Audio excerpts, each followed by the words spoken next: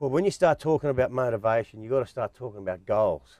There are little goals. I always set goals. There are little goals and there are long-term goals, short-term and long-term goals. And the things for me, I want to make $1 million by the age I'm 40, and I'm 20 years of age. Well, mate, you write that goal down, and then you write the things that make you get to that place. How am I going to get, and then what I do, I put them in places where I'm always going to see them. So, I'm always seeing, I'm recognising that this is the goal that I want. Like on your fridge. And you review it. You put it up on your mirror. Every morning you really? do So your hair, on your mirror, when you open your drawer up at work. Did you do affirmations? Were you into that sort of thing? Big time. Really? Absolutely. Okay, so tell me what you do then when you get up in the morning, or really? First thing.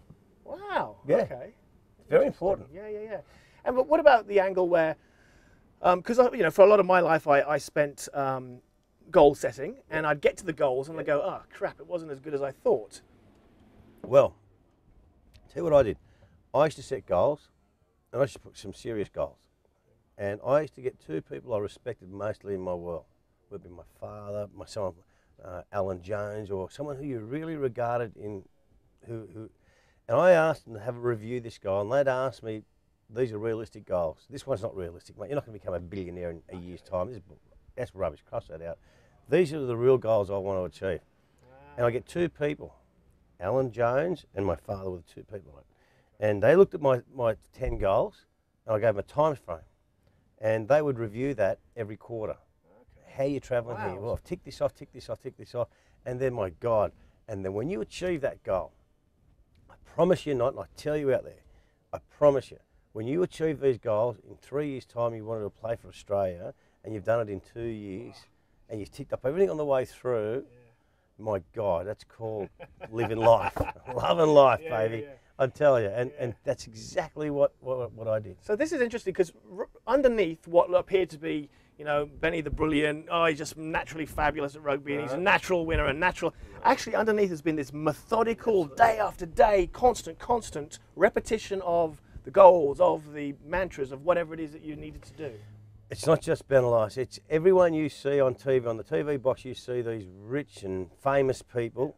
They don't get out of bed one day and decide, I want to be Bruce Springsteen, I'm going to the big #1 hit around the world. I have worked my absolute butt off to get there. There's no overnight success, I can promise you. There's no secret pills that you take that you're going to be successful. I promise you not. There's bad news for you out there. It's called hard work. It's called hard work. If they want a life change, whether it's relationships, whether it's career, whether it's just, whatever it is that they want to change about themselves, their self-esteem, they have to put specific things into action. Priorities. You prioritise what you want. Okay. It depends on what you want. Some people don't want to be successful, Jeff. Some people don't want to be famous. Some people don't want a lot of money. Well, they want it, but they're not prepared to put those little things into it. We've all had times where we thought we should be concentrating on a goal, but there's been other things, socialising. Well, then how do you overcome prioritise your time. Okay. It's time. Time management is time.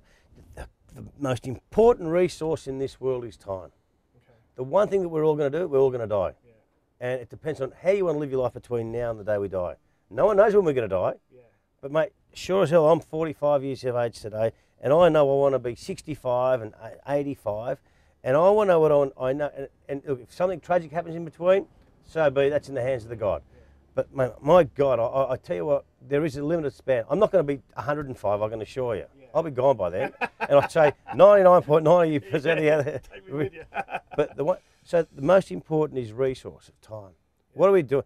That is why I get frustrated with my kids in front of those bloody Nintendo games in front of the TV.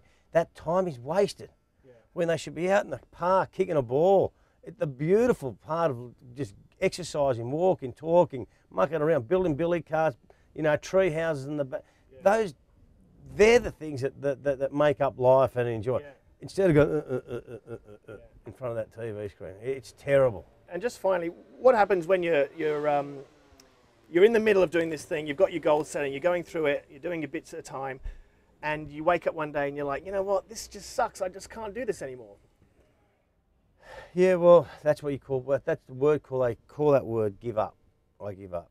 Now, who wants to give up in life? Okay, so it's your competitive nature comes through. You've got to have.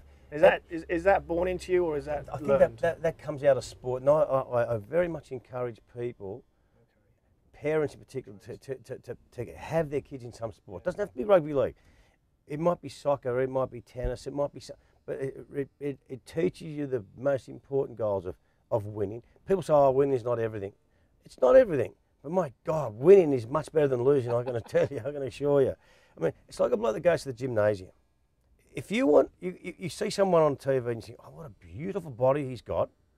You think, this bloke, you think he just got out of bed and decided to have a good body? Go to the gym, buddy. It takes you time. It takes you a lot of discipline to get to the gym. I don't want to go to the gym at 6 o'clock in the morning, but I get there.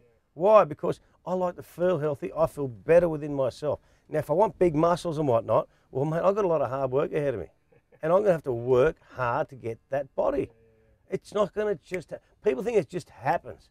These TV stars, oh, wouldn't you like to be John Travolta? My God, this bloke's worked his clacker off. He's absolutely worked his ass off. And they're the things. And think about what gets them to go there. And it's a very, very simple formula. It's wanting to do what you want. It's discipline. It's hard work. It's hard work. It's hard. 95% of it all is hard work. If you have a little bit of ability, 95% of you'll get there if you're working hard. Okay, I am enlightened. Well, thanks a lot, Benny, and I hope to see you out and about again, buddy. Jeff, it's always a pleasure, mate. Good on you, you and Bess doing thanks, this. Mate. Great, Thanks. mate. Think we're a bit crazy? I think you're amazing, but if it's what you enjoy, you'll be successful in it.